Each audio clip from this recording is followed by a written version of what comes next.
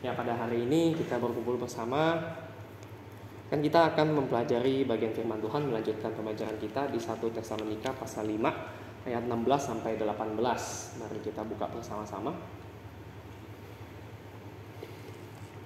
1 Tesalonika pasal 5 ayat 16 sampai 18. Perikop di atas bertuliskan nasihat-nasihat. Ya, mari kita sama-sama membaca dengan penuh rasa hormat bagian firman Tuhan pada hari ini. 1 Tesalonika pasal 5 ayat 16 sampai 18. 3, 2, 1. Bersukacitalah senantiasa, tetaplah berdoa, mengucap syukurlah dalam segala hal, sebab itulah yang dikehendaki Allah di dalam Kristus Yesus bagi kamu. Terima kasih untuk partisipasi dalam membaca. Bahagialah kita yang dapat melaksanakan firman Tuhan. Ya, teman-teman, pada hari ini kita akan sama-sama belajar sebuah tema yang saya berikan, ya, dapatkah kita bersukacita dan bersyukur di masa-masa sulit, ya, di masa-masa di mana kondisi kita merasakan tidak sesuai dengan keharapan kita, ataupun mungkin kita mengalami hal-hal yang sulit di luar kendali kita. Nah, sebelum kita lebih jauh membaca dan merenungkan firman Tuhan, saya ingin mengajak teman-teman untuk menonton cuplikan film ini secara singkat, ya. Ini film yang kita semua tahu mungkin, ya, Avengers Endgame,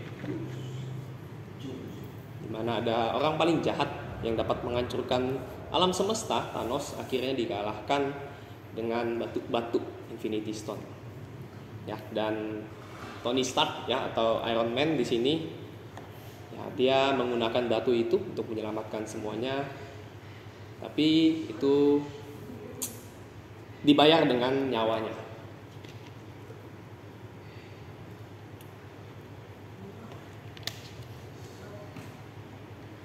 Ya, ada Spider-Man yang kemudian menyampari dan bilang bahwa kita menang. Ya, kita sudah berhasil menaklukkan Thanos.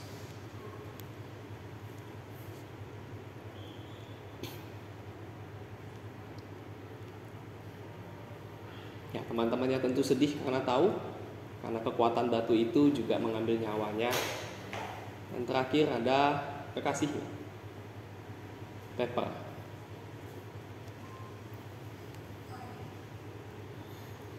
Dan Pepper bilang hari Jumat, ya, ketemuan seperti mereka zaman pacaran.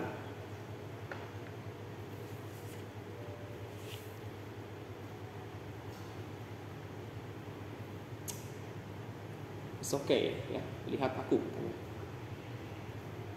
We are going to be okay.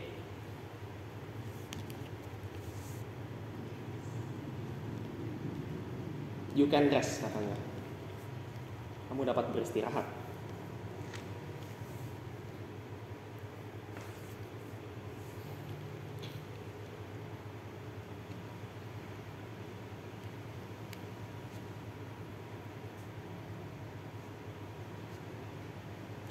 Dan kemudian Iron Man pun mati. Nah, saudara, dari cuplikan film tersebut, ya, film Marvel yang satu ini secara sederhana kita bisa lihat, singkat cerita, dengan pengorbanan satu orang, ya, itu mau menyelamatkan umat manusia. Ya, dengan pengorbanan si Iron Man, Thanos yang adalah yang sangat jahat, bisa menghancurkan alam semesta, telah dikalahkan. Dan pada bagian akhir tadi, ya, kita dapat melihat juga dramatisasi, ya, Iron Man yang sebagai, ya, bisa dibilang ketuanya Avengers, dia yang selalu merasa harus ada dia gitu, ya. Jadi agak mau meninggalkannya agak berat hati, sampai kekasihnya bilang, it's okay, ya, we are gonna be okay, kita akan baik-baik saja, kamu bisa beristirahat gitu. Cukup dramatis kematiannya Iron Man, ya. Dan dari situ kita juga bisa melihat sebenarnya ada kemiripan, ya. Tentunya kisah ini sangat mirip sekali dengan kejadian nyata di dunia yang terjadi, bagaimana Yesus Kristus telah datang dan menyelamatkan manusia dari dosa, dari upah maut yang seharusnya kita terima dan kita jalani. Nah, tetapi juga ada satu pertanyaan penting dari film tersebut. Kita tahu dari film Marvel itu juga bahwa, ya, habis Thanos mati kan tetap Tetap toh nggak selesai juga, kejahatan tetap ada di dunia, ya kan? Apakah setelah si Iron Man berkorban kejahatan tidak ada? Apakah dunia menjadi damai? Saya pikir itu juga yang kita bisa saksikan di dunia ini. Setelah Tuhan Yesus pun mengorbankan dirinya di kayu salib, apakah kemudian dunia menjadi damai dan tidak ada apa-apa? Apakah kemudian kejahatan tidak ada? Tentu saja kita bisa lihat bahwa jawabannya tentu tidak, ya. Kejahatan tetap ada terjadi. Dan kemudian pertanyaannya adalah bagaimana kalau dengan tema tadi kita bisa bersuka cita, kita bisa bersyukur di saat-saat sulit, di saat-saat kejahatan itu masih ada. Nah, sebelum menggali lebih jauh, saya ingin mengingatkan kembali ya pada teman-teman bahwa konteks bacaan Tesalonika ini selain adanya konflik persekusi, ya, ada juga konflik bahaya perpecahan dari dalam. Juga ternyata ada konflik intrapersonal, yang artinya konflik batin dalam diri seseorang. Ya, kita telah belajar dari Miss Angela beberapa minggu lalu di 1 Tesalonika pasal 4 ayat 13 ya, tentang duka cita menghadapi kematian. Itu adalah salah satu bagian yang juga menjadi sebuah konflik di bacaan ini. Mungkin ada satu bagian yang tertinggal dijelaskan, dan saya rasa sedikit perlu dijelaskan bahwa kenapa yang sempat dikritik Mr. Tim ya, kenapa ada duka cita tersebut yang menjadi masalah yang harus diangkat. Itu sangat erat dengan budaya religi Yunani kuno, di mana mereka percaya bahwa setelah kematian ya ada afterlife namanya, kehidupan setelah kematian yang namanya Hades. Bedanya mereka percaya ada surga neraka yang mereka sebut dengan Elysium dan juga Tartarus, ya, di mana orang-orang yang saleh, orang-orang yang baik ya tentu akan masuk surga atau Elysium. Sedangkan ya bagi orang jahat akan masuk ke penghakiman kekal atau Tartarus. Nah, cuman menariknya di sini, di dalam budaya religi mereka, Yunani kuno tersebut, ada satu hal yang menarik di mana mereka yang sudah masuk surga pun istilahnya bisa turun pangkat. Sekalipun dia sudah masuk Elysium, mereka itu masih bisa jatuh kembali ke dalam Hades tersebut, tempat penantian itu. Yaitu ketika mereka dilupakan orang-orang yang masih hidup di dunia. Jadi, ketika misalnya orang tua saya mati, lalu kelak saya melupakan dia, gitu ya. Sekalipun dia sudah masuk Elysium, sudah masuk surga, dia bisa kembali ke Hades. Jadi kembali ke dalam tempat penantian dan ya udah ngawang-ngawang di sana selamanya. Dan di dalam budaya religi tersebut juga mereka punya konsep kesalehan yang berbeda, di mana orang-orang yang bisa mengingat masa lalu itu ya, bisa mengingat orang-orang yang telah meninggal itu disebut saleh. Jadi saya ini bisa disebut saleh jika saya terus mengenang misalnya orang tua saya yang telah mati. Itu menjadi satu patokan di mana saya disebut saleh, atau eusebia, atau mungkin bahasanya Pak Apin godliness. Kesalehan mereka itu salah satunya dinilai dengan mereka dapat mengenang orang yang telah mati. Dan itu sebenarnya jadi unik ya. Bagaimana sebenarnya maut secara sederhana bisa dikalahkan dengan sekedar ingatan manusia, kemampuan manusia untuk mengenang orang yang telah mati. Karena mereka bisa hidup di surga, di Elysium tersebut, jika orang ingat. Jika kemudian dia dilupakan, dia akan kembali turun pangkat istilahnya. Tidak ke penghakiman, tapi di Hades, tempat penantian tersebut. Yang tentunya sebenarnya sangat jauh berbeda dengan iman Kristen. Ya, sangat berbeda sekali. Ya, tetapi itu kita perlu pahami supaya kita mengerti bagian yang kemarin mungkin tidak terjelaskan secara utuh di bagian duka cita tersebut. Nah, teman-teman, kalau ada kata duka cita, ya, kita paham bahwa itu berarti bermakna ada kehilangan. Ya, ada sebuah kehilangan ataupun sesuatu yang tidak sesuai harapan. Apakah itu salah? Tentu saja kita harus belajar dari bagian Miss Angel bahwa duka cita itu bukan sesuatu yang salah, tetapi menjadi tidak baik jika berkelanjutan, ya, jika kita kemudian tenggelam di dalam itu dan tidak move on dalam hidup kita. Ya, dan itu mungkin yang menjadi masalah tuh di orang pada zaman dahulu. Karena mereka punya konsep terus harus ingat gitu ya. Mereka jadi tenggelam dalam kesedihan. Jadi itulah yang dikatakan hidup seperti orang yang tidak punya pengharapan. Mereka punya pemahaman yang salah tentang kematian yang tidak sesuai dengan Kristus ajarkan. Nah, sebaliknya, kalau berbicara duka cita, lawannya adalah sukacita, ya kan? Nah, ketika saya mempelajari kata sukacita ini, ternyata cukup menarik juga, karena membuat saya bertanya, apakah sukacita itu artinya sama dengan senang? Apakah sukacita dengan bahagia itu adalah kata yang sama? Kira-kira menurut Mr. Suparto, apakah bahagia dan sukacita itu adalah hal yang sama atau berbeda? Secara definisi bisa nggak membedakan? Bahagia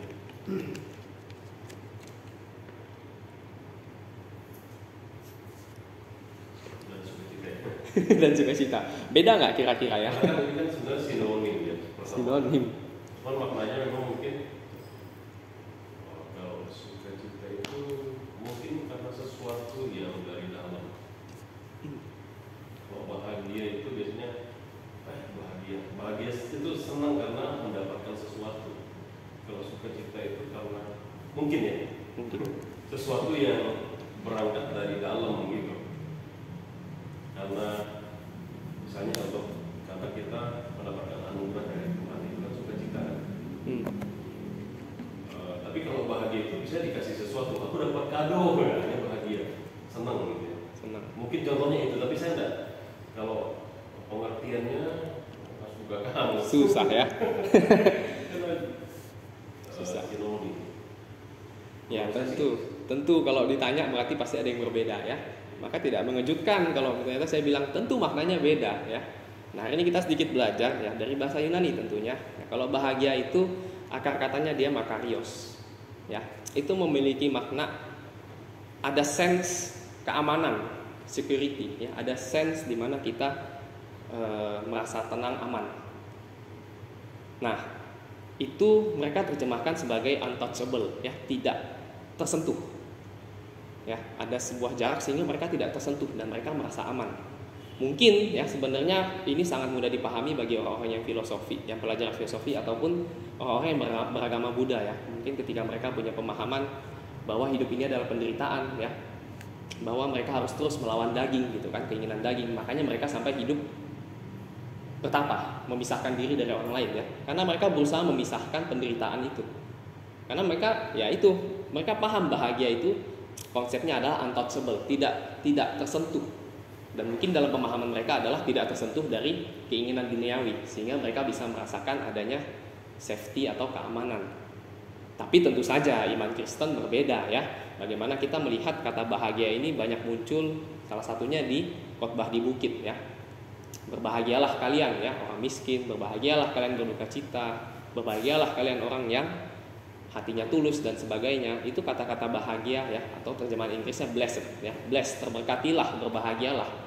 Itu punya makna demikian, bahwa mereka itu aman, tenang, tidak tersentuh dari hal-hal yang kalau dalam makna Kristen ya, mereka jauh dari dosa, jauh dari takutan akan maut. Nah itu sangat berbeda ya tentunya dengan pemahaman mungkin Buddhism atau paham-paham filosofi. Tetapi itu makna bahagia. Dan sebaliknya sukacita itu lebih lucu lagi ya. Sukacita itu atau bahasa aslinya dia kairo ya. Sekedar, saya tidak merendahkan, tapi sekedar perasaan senang. Nah perasaan senang itu tapi kita nggak tahu actionnya apa. Kalau John Calvin dia menggambarkan seperti kita misalnya menggerakkan tangan ya, menggerakkan otot. Kita tahu dia bergerak. Tapi kita kalau ditanya otot apa yang bergerak, kita kan nggak tahu sebenarnya. Otot apa saja yang terlibat. Bukan cuma yang besarnya, tapi yang kecil-kecilnya dan sebagainya. Kita tidak tahu persis. Sebenarnya ketika kita bergerak ini, apa sih yang bergerak? Kita cuma bisa bilang ini bergerak.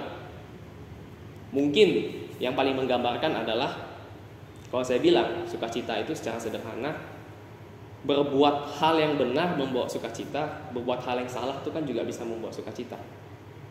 Ya salah dalam patokan hukum. Tetapi sederhananya saya bilang, ketika saya bilang, saya menggunakan uang untuk jajan barang-barang sesuka saya senang. Ketika saya misalnya mengadakan pesta seks, saya bisa dapat sukacita dari situ. Ketika saya nyabu, ketika saya minum alkohol, saya mendapatkan sukacita dari situ. Begitu pula ketika saya misalnya menolong orang, ketika saya melakukan hal baik, saya bisa mendapatkan sukacita. Nah saudara, itu makna sukacita, yaitu perasaan senang, tapi actionnya sebenarnya nggak tahu. Actionnya itu sebenarnya belum jelas.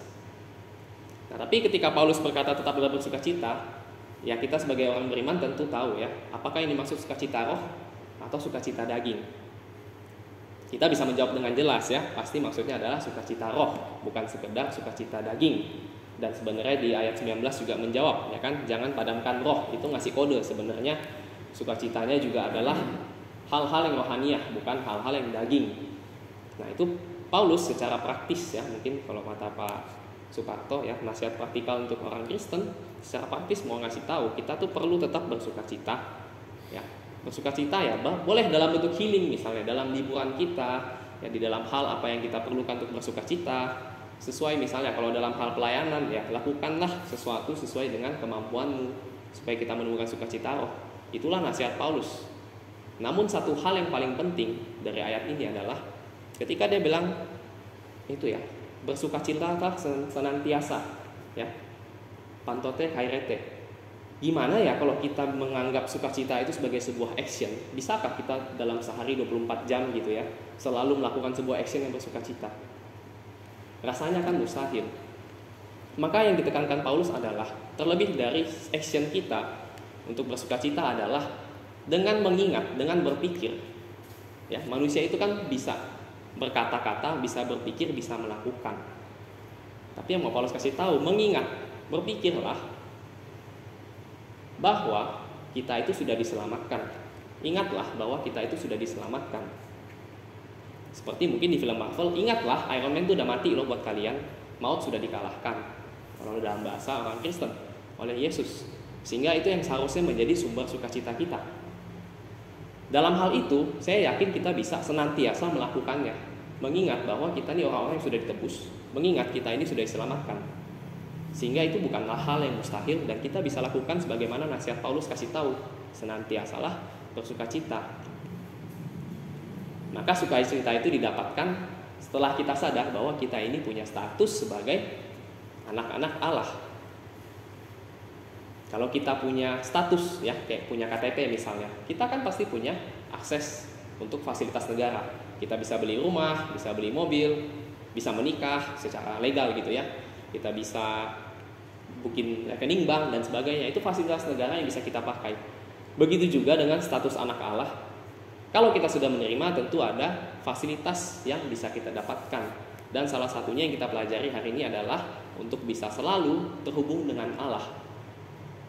Untuk bisa selalu berelasi dengan Allah melalui doa. Itulah bagian yang kedua, adialeptos prosefkieste.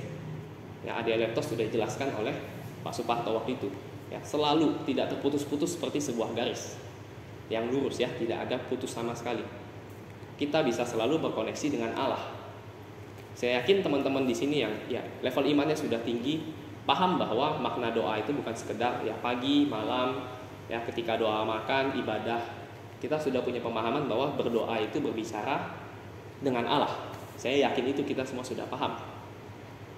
Nah, tapi ya kita juga harus mengakui dan sadar bahwa namanya doa itu tidak pernah lepas dari meminta. Ya kan? Kita pasti meminta sesuatu.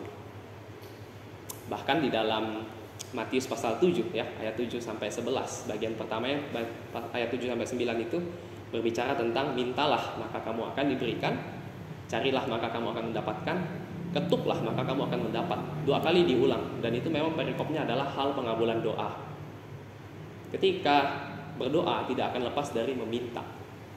Ya, dan sebenarnya ayat 9 sampai 11 tadi juga sedikit banyak menyinggung tentang status juga.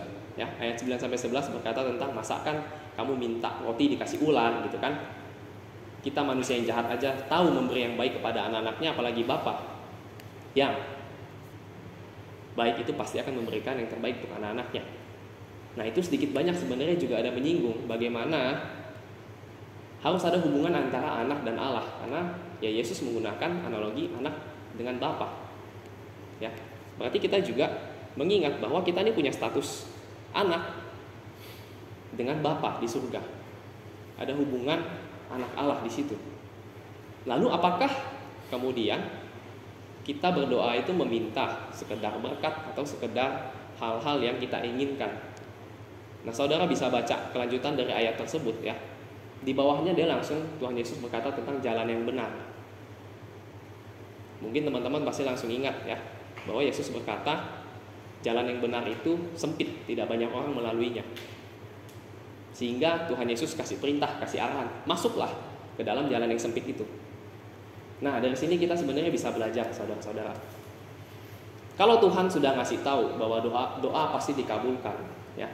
Kalau kita minta, maka kita akan mendapatkan. Tapi setelahnya Tuhan juga bilang, Tuhan Yesus jelas bilang, kasih perintah ke kita, masuklah ke jalan yang sempit itu. Kira-kira doa seperti apa yang kita minta? Apakah kita akan meminta berkat? Apakah kita akan meminta hal-hal yang kita butuhkan di luar dari kebutuhan kita untuk masuk ke dalam jalan sempit itu?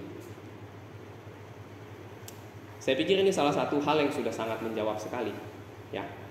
Dan teman-teman juga perlu ketahui bahwa penulis Alkitab pada masa itu mereka tahu bahwa sebenarnya firman Tuhan itu ada untuk membebaskan. The word of God itu adalah untuk membebaskan, memerdekakan manusia. Ketika manusia itu ada keinginan, ya, ada merasa bahwa ini adalah sebuah halangan, adalah sebuah larangan, itu sebenarnya menandakan bahwa manusia itu sedang melenceng dari firman Allah. Dan itu salah satunya adalah bentuk pengabaian, ya. Mereka mengabaikan atau tidak peduli dengan firman Allah sehingga mereka mulai melenceng. Makanya mereka mulai ada rasa larangan, mau melakukan ini kayaknya kok nggak boleh, firman Tuhan ngatur saya ini itu. Nah, perasaan itu, perasaan dilarang atau perasaan terbatas itu sebenarnya muncul karena kita mengabaikan firman Tuhan. Maka penulis Alkitab pada masa itu sebenarnya memaknai doa itu bukan sekedar kita berbicara kepada Tuhan, bukan sekedar kita tuh ngomong sama Tuhan untuk mempermasalahkan sesuatu yang jelas-jelas bukan kehendak Tuhan. Tetapi mereka paham bahwa berdoa itu maksudnya adalah bagaimana seseorang itu kembali mengalign, ya, kembali kepada jalan Allah, kepada jalan Tuhan, kepada firman Tuhan. Mereka menyelaraskan kembali hidupnya kepada firman Tuhan. Dan dari situ barulah dia mendapatkan kuasa dari Allah untuk memperbaiki apa-apa yang telah ia salah lakukan, apa-apa yang dia merasa larangan-larangan itu. Dari situlah kemudian baru ada perubahan. Jadi sebenarnya sangat terjawab, ya. Mungkin kalau film-film zaman dulu kita bisa bayangkan, ya, ada di istana-istana, ya, ada ratu atau pangeran, ya, di balkonnya menghadap ke langit. Tuhan atau langit, kapankah kekasihku yang ini muncul, gitu, ya. Berdoa itu bukan penggambaran seperti itu, meminta. Tetapi sebagai orang Kristen yang telah dewasa dan bijak, berdoa itu adalah bagaimana kita kembali merenungkan firman Tuhan, baik itu secara baca ataupun mungkin kita berusaha di dalam doa kita merenungkan firman Tuhan. Dan di situ kita kembali sadar akan kebenaran firman Tuhan, bagaimana kita menyelaraskan kembali hidup kita, mendapatkan hikmat yang tersembunyi, ya, kalau bahasanya Kolose itu rahasia-rahasia dunia yang tersembunyi, segala hikmat, segala pengetahuan dinyatakan oleh Kristus. Itulah maksud berdoa yang sesungguhnya. Kita belajar firman Tuhan, kita mengerti rahasia-rahasia yang telah dinyatakan oleh Kristus, terutama tentang kehidupan kekal. Nah, kalau sudah begitu, tentu kita sudah bisa jawab, apakah doa itu tentang berkat saja? Saya yakin Tuhan tidak melarang kita minta berkat, tetapi yang lebih penting dari itu adalah kita bisa mengenal Allah dalam kesempatan hidup kita melalui doa-doa kita. Dan di situ adalah memasuki bagian kita yang terakhir, ya, bagian yang ketiga, yaitu untuk tetap bersyukur. Firman Tuhan berkata, mengucap syukurlah dalam segala hal, sebab itulah yang dikehendaki Allah dalam Kristus Yesus bagi kamu. Ya, adalah pertanyaan sejuta umat. Apa sih kehendak Allah? Ya kan, kadang kita di masa-masa galau, di masa-masa sulit, suka keceplosan nanya, Tuhan, apa sih kehendakmu dalam hidupku, gitu, ya. Ya, ayat ini sebenarnya sederhana sekali sudah menjawab. Kita bersyukur dalam segala hal. Ya, Tuhan tidak meminta kita bersyukur atas segala hal. Kita bukan bersyukur atas kejahatan yang terjadi, kita tidak bersyukur atas kriminal yang ada, kita tidak bersyukur atas, ya, keributan antar panitia misalnya. Tapi bersyukur dalam segala hal itu mempunyai makna yang sangat dalam. Tidak sekedar kita mengucap syukur, wah, untung ya, untung ya, gitu, ya, ada apa tapi kita selamat misalnya. Bukan seperti itu. Bersyukur dalam segala hal itu punya makna yang sebenarnya sangat-sangat radikal di sini. Ini adalah sebenarnya ayat ini adalah satu bagian dari tema besar, ya, di luar dari yang kita pelajari hari ini tentang radical gratefulness ya, bersyukur secara radikal. Ini ayat yang sangat dalam sebenarnya. Nah, tapi untuk memahaminya salah satunya kita bisa melihatnya dan bahkan harus melihatnya dari konteks eskatologis.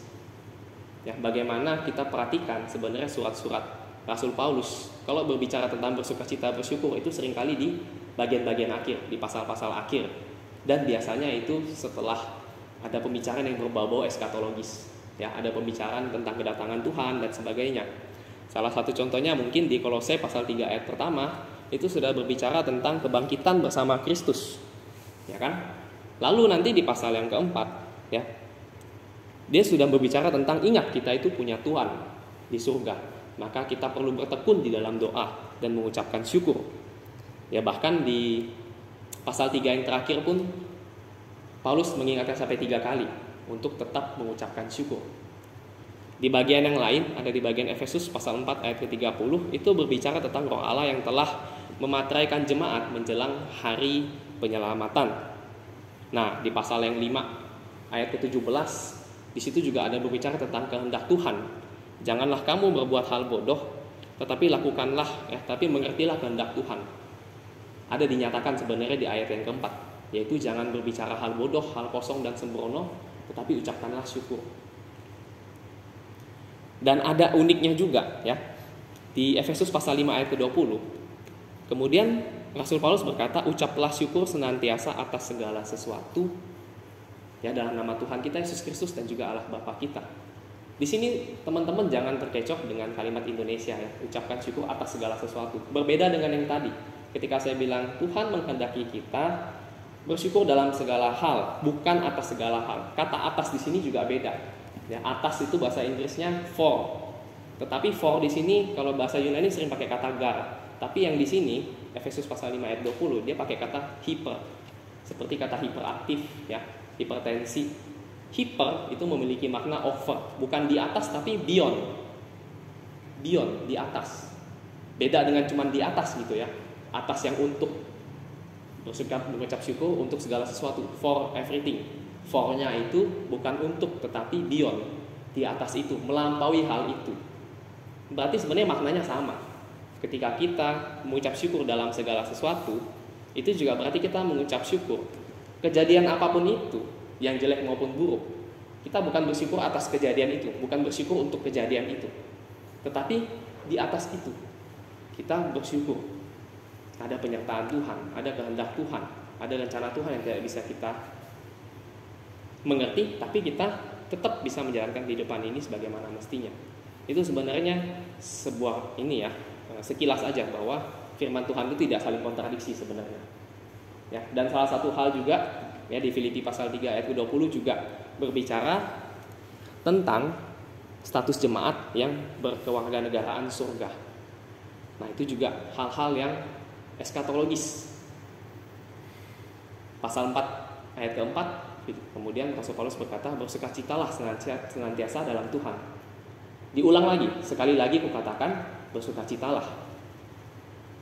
Nah, saya pikir Filipi pasal 4 ayat 4 ini paling mirip dengan pasal yang kita baca barusan ya. Pasal 5 ayat 18 ini, doa kata kunci yang sama adalah di dalam Tuhan, in Christ, ya, kita bersyukur di dalam Tuhan. Nah, ini sebenarnya satu misteri juga yang tadi saya tenggelam dalam hal ini gitu. Aneh sih sebenarnya kalau mau bilang kenapa sampai dibilang ini adalah kehendak Allah dalam Kristus. Kok nggak bilang kehendak Allah adalah bersyukur gitu. Kenapa harus kehendak Allah di dalam Kristus? Nah, ini ada galian yang sangat menarik lagi, tapi saya pikir tidak saat ini ya. Mungkin teman-teman kita akan ada waktu bisa mempelajari hal ini. Tapi itu satu hal yang menarik juga. Ya. Nah, kuncinya sama-sama adalah di dalam Tuhan. Ya, dalam dua ayat ini, Filipi pasal 4 ayat 4 maupun 1 Tesalonika 5 ayat 18, dua-duanya berkata sebuah kata kunci di dalam Tuhan. Maka intinya adalah tetap fokus kepada Kristus. Dan kita berarti belajar memikirkan perkara-perkara yang di atas. Memikirkan hal-hal yang surgawi. Ya, karena ya di bumi ngengat dan juga karat akan melahapnya. Hal-hal surgawi adalah hal yang tidak akan hilang, dan itu yang perlu kita fokuskan. Saudara tentu tahu ya, dalam dunia ini material tidak dibawa ke surga. Ya, relasi sekalipun akan hilang di dunia ini. Ketika kita mati, kita tidak bawa relasi, tidak bawa status. Mungkin Mr. Rafinus sekarang suaminya Madam Mira, tapi ketika mati nanti statusnya berubah kan, satu almarhum, satu janda. Di surga ketemu lagi nanti, iya ketemu, tapi nggak ada status kan di surga. Kita sudah bukan Mr. Rafinus sudah bukan suaminya Madam Mira di surga, bukan suami siapa-siapa, bukan istri siapa-siapa. Akan menjadi semua anak-anak Allah. Maka dunia ini benar-benar sungguh sementara dan tidak ada yang kita bawa, bahkan relasi kita sekalipun dengan sesama kita. Nah, saudara-saudara, ketika kita memahami ini, seharusnya kita menyadari bahwa kita itu semakin perlu mendewasakan iman kita. Kita perlu belajar syukur yang sungguh-sungguh, sekalipun di masa yang tersulit kita. Tidak terlepas dari apapun yang ada di depan kita, apa yang telah hilang, kita patut belajar bersyukur. Nabi Habakuk ya di pasal yang ketiga menceritakan tentang ratapannya. Dan situ hal yang sangat menarik ya, dikatakan bahwa ia merasakan sekalipun pohon-pohon ara tidak berbunga, buah-buah anggur tidak muncul ya, hasil ternak maupun hasil ladang tidak ada, tapi ia akan terus memuliakan Allah. Dia akan beria-ria di dalam Allah yang menyelamatkan aku, menyelamatkan dia dan bangsanya. Ya, dalam ratapan itu kita bisa baca bahwa sebenarnya Allah tuh menyelamatkan bangsa Israel. Maka Habakuk mengingat, walaupun hasil ladang, hasil ternak tidak ada, tapi yang terpenting sudah mereka dapatkan. Ia dan bangsanya selamat. Juga Ayub yang terkenal saleh, kita tahu sekalipun telah hilang segalanya, dia tidak berbalik kepada Tuhan marah-marah, tetapi dia bilang, dengan telanjang aku keluar dari kandung ibuku, dengan telanjang pula aku akan kembali. Terpujilah Allah, dia yang memberi, dia juga yang mengambil. Itu makna yang harus kita pelajari hari ini. Bersyukur secara radikal berarti melihat bahwa Allah itu setia. Allah itu yang memberi. Allah itu juga yang selalu menyertai kita. Sekalipun kita berbuat jahat, kebaikan kita pun berbuah baik, kejahatan kita bisa digunakan untuk kebaikan. Dan Allah tidak akan pernah berhenti mengasihi kita sekalipun kita terus berbuat salah. Dan yang terutama, ya Allah itu memberikan janji keselamatan bagi kita. Nah saudara, ini hal yang perlu kita renungkan, dan secara sederhana saya bisa kasih sebuah ilustrasi. Ya, bagaimana ketika misalnya Mr. Crash tiba-tiba pacarnya kasihin iPhone 14, ya kan? Nah Mas Ces ini kira-kira akan bersyukur untuk iPhone yang diberikan, atau bersyukur, wah gue punya pacar yang ngasih iPhone 14. Bersyukur iPhone-nya ya. Ya. Ya. Ini sebenarnya sedikit menegur kita, mengingatkan kita. Kadangkala kita bersyukur atas material yang dikasih. Kita kadang ya tergoda dengan itu, dan kita jadi lupa bahwa Allah itu yang memberi sebenarnya. Nah itu saudara-saudara, satu perenungan yang perlu kita sungguh-sungguh ingat ya. Saya harap ya ilustrasi tadi terus mengingatkan kita ya. Secara aplikasi ya teman-teman hari ini juga bisa membaca ya, nanti pulang ya mungkin bisa membaca 2 Korintus pasal yang ke-8. Itu bacaan yang sangat aplikatif sekali untuk renungan kita hari ini ya. Itu tentang jemaat Makedonia yang adalah hasil buah penginjilan jemaat Tesalonika juga. Mereka dapat terus melayani sekalipun mereka di dalam kesulitan. Dan Rasul Paulus juga ngasih tahu ada tujuannya juga ya di pasal selanjutnya. Mereka itu bisa melakukan hal seperti itu juga sebenarnya akan menumbuhkan rasa bersyukur jemaat yang lain. Ini juga yang saya harap kita pelajari bersama. Kita mengucapkan rasa syukur kita dengan terus mampu melayani di saat kesulitan kita. Dan buah dari pelayanan kita atau perbuatan kita itu juga menumbuhkan rasa bersyukur bagi orang-orang lain. 2 Korintus pasal 9 ayat 11 sampai 12. Itu juga yang saya harap hari ini kita tanamkan bersama untuk tetap bersyukur. Dan saya tutup renungan hari ini ya dengan teman-teman bisa renungkan kembali sukacita dan rasa syukur yang teman-teman punya mengingat kebaikan Tuhan dalam hidup kita. Sekaligus juga adalah momen Natal di mana Tuhan Yesus telah datang untuk pertama kalinya ke dunia ini menebus kita. Maka dalam kesempatan ini saya mengajak teman-teman untuk bersaat teduh, menikmati ketenangan ini, menikmati pemberian Tuhan, menikmati sukacita dan rasa syukur yang teman-teman semua punya, dan sampaikanlah kepada Tuhan secara pribadi.